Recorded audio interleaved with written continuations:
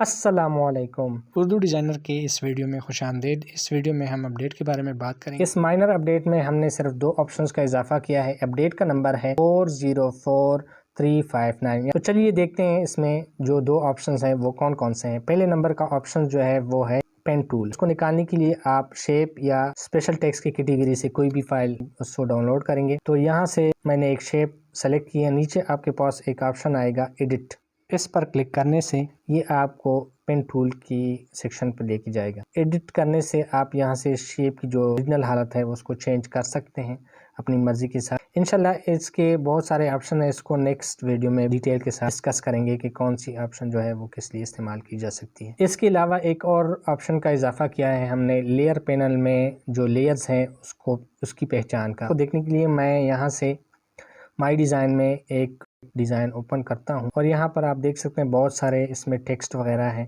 تو آپ کو نہیں پتہ چلتا کہ آپ نے کون سی لیئر سلیکٹ کی ہیں۔